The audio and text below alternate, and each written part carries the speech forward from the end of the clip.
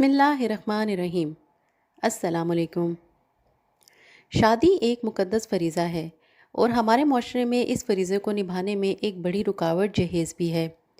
والدین جہیز کا حساب کتاب ہی جوڑ رہے ہوتے ہیں کہ لڑکی کی شادی کی عمر نکلنے لگتی ہے اور اس کی شادی کا ٹائم ہاتھ سے نکل جاتا ہے، لیکن شوبز انڈسٹری میں ایسی کئی مثالیں موجود ہیں جنہوں نے شادی میں جہیز نہ دے کر یا نہ لے کر یہ ثابت کیا کہ اب وقت بدل رہا ہے۔ نمبر 1 پہ ہیں ثانیہ سعید۔ اداکارہ ثانیہ سعید ایک ایسے گھرانے سے تعلق رکھتی ہیں جہاں والد ایکٹیوسٹ اور والدہ ایک استاد ہیں۔ ان کے گھر میں مرد اور عورت میں کوئی تفریق نہیں اور ثانیہ سعید کے والد ان کی بہت بڑی سپورٹ ہیں۔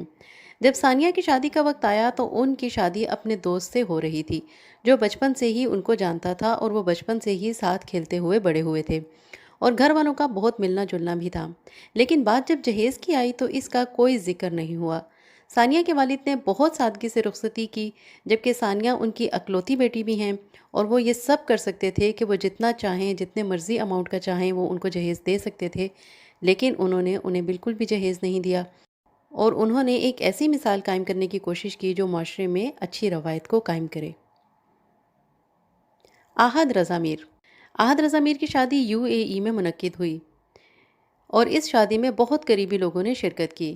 کیونکہ سجل علی سے ان کی محبت کی شادی تھی، اس لیے یہ کوئی مشکلات سے بھی بھری ہوئی شادی نہیں تھی اور اس میں ذہنی اور باہمی ہم آہنگی بھی بھرپور تھی۔ احد نے جہیز کے نام پر سجل علی سے کچھ بھی نہیں لیا اور ان کی شادی میں اتنا خرچہ کیا اور انہیں ایسے محسوس کروایا کہ جیسے وہ کوئی شہزادی ہیں۔ فلک شبیر۔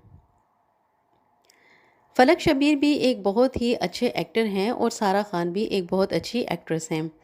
فلک شبیر اور سارہ خان کی شادی تو ہر زبان زد عام بنی ہوئی ہے، لیکن اس شادی کی سب سے اہم بات فلک کی کچھ خاص ہدایات تھیں، جن میں سے ایک جہیز کا نہ ہونا بھی تھا۔ فلک نے کہا کہ وہ چاہتے ہیں کہ انہیں سب سے قیمتی کچھ ملے۔ اس گھر میں انہیں صرف اور صرف سارہ ہی چاہیے اور سارہ ہی ان کے لیے سب سے زیادہ قیمتی ہیں۔ منیب بٹ کی شادی ایمن کے ساتھ ہوئی اور اس شادی کو بھی بہت زیادہ سوشل میڈیا پر پذیرائی حاصل ہوئی۔ دیکھنے میں تو ایسا لگتا ہے کہ اس شادی پر بے تحاشا خرچہ ہوا تھا اور ان کے تو فنکشنز ہی بہت زیادہ تھے، لیکن سننے میں یہ بات آئی ہے کہ منیب نے کوئی بھی جہیز جو ہے وہ ایمن کے گھر والوں سے نہیں لیا اور منیب نے جہیز کے خلاف سب سے زیادہ آواز اٹھائی۔ حالانکہ لوگوں نے کہا کہ انہوں نے شادی پر بہت پیسہ خرچ کیا ہے اور کروایا بھی ہے، لیکن منیب کا کہنا ہے کہ یہ سچ نہیں، پیسہ اتنا ہی خرچ ہوا جتنا ضروری تھا۔ منیب نے ایمن سے کوئی جہیز نہ لیا اور نہ ہی وہ اس کی حمایت کرتے ہیں، اور اب جب کہ وہ ایک بیٹی کے باپ ہیں تو ان کو اندازہ ہے کہ باپ کے لیے سب سے بڑی دولت تو ہوتی ہی اس کی بیٹی ہے۔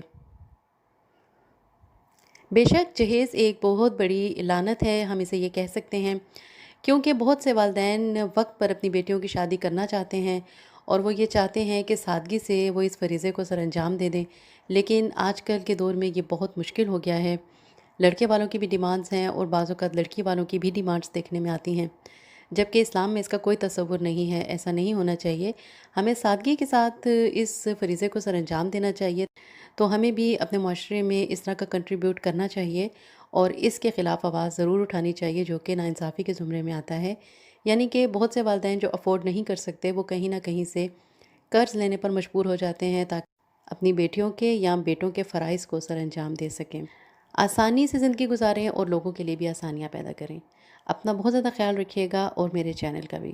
اجازت دیجیے، اللہ حافظ۔